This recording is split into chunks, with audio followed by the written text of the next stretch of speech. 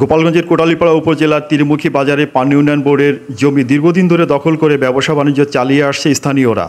এরই মধ্যে চলছে পানি উন্নয়ন বোর্ডের জমি থেকে অবৈধ স্থাপনা উচ্ছেদ অভিযান। বিভিন্ন হাট বাজার ও জেলা শহরে গড়ে ওঠা অবৈধ দখলদারদের ইতিমধ্যে উচ্ছেদ করা হয়েছে বলে জানায় পানি উন্নয়ন বোর্ড গোপালগঞ্জ কর্তৃপক্ষ। এই উচ্ছেদ আতঙ্কে দিন কাটছে কোটালীপাড়ার তীরমুখী বাজারে দোকান মালিক ও ব্যবসায়ীদের। তবে কর্তৃপক্ষের শর্ত সাপেক্ষে পুনর্বাসনের দাবি জানিয়েছেন তারা। আমরা এখানের খুব দরিদ্র মানুষ, এই সাধারণ এইটু কাঁচামাল বেচকে আমাদের সংসার এবং আমার সংসারের ফ্যামিলিতে অনেক লোকজন এইগুলা বিক্রি করে তাদেরকে আমি বাঁচাই।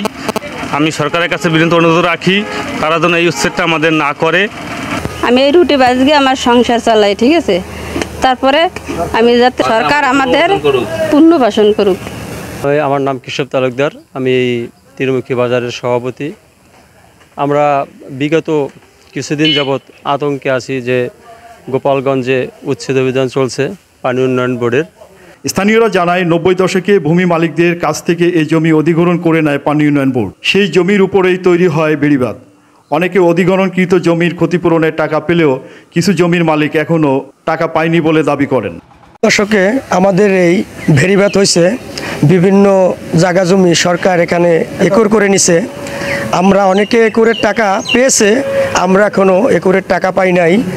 তারা আরও জানায় সনাতন ধর্মাবলম্বী অধ্যুষিত এলাকা এটি। এখানে মৎস্য শিকার, প্রান্তিক চাষাবাদ ও স্থানীয় বাজারে ছোটোখাটো ব্যবসা বাণিজ্যের মাধ্যমেই জীবন জীবিকা নির্বাহ করতে হয় তাদের। এ বাজারটিতে প্রতিদিন সকালে স্থানীয় রামশীল ইউনিয়ন ও পার্শ্ববর্তী উপজেলা আগলঝাড়া সহ 10টি গ্রামের মানুষ মাছ, মাংস, দুধ, ডিম, হাঁস, মুরগি, শাক সবজি সহ নিত্য প্রয়োজনীয় দ্রব্য কেনা বেচা মিলিত হয়। এ ব্যাপারে গোপালগঞ্জ পানি উন্নয়ন বোর্ডের নির্বাহী প্রকৌশলী SM রেফাত জামিল জানান, ইতিমধ্যে আমরা জেলার অনেক স্থানে উচ্ছেদ অভিযান চালিয়ে অবৈধ দখল অবমুক্ত করেছি। তীরমুখী বাজারটিও আমাদের উচ্ছেদ তালিকায় রয়েছে।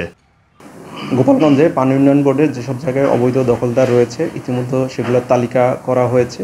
জেলা প্রশাসনের সহায়তায় বিভিন্ন উচ্ছেদ অভিযান পরিচালনা করা হচ্ছে। আর কোটালীপাড়া উপজেলার ত্রিমুখী বাজার, সেখানে অবৈধ দখল রয়েছে। আমরা জেলা প্রশাসনের সহায়তা নিয়ে সেখানে উচ্ছেদ অভিযান পরিচালনা করা হবে।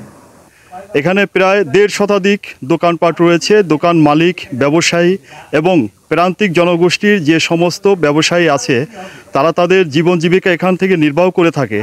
তারা সরকারের পক্ষেই, সরকারের কথা মেনে নিয়ে সরকার যেভাবে তাদের রাখতে চায় তারা যেন উচ্ছেদ না হয় এবং বিধি মোতাবেক তারা সরকারের সহযোগিতায় থাকবে এবং তারা থাকতে চেয়ে তারা তাদের এই সমস্ত দোকান ব্যবসা প্রতিষ্ঠানের পুনর্বাসনের জন্য সরকার বা কর্তৃপক্ষের কাছে তারা তাদের দাবি জানিয়েছেন।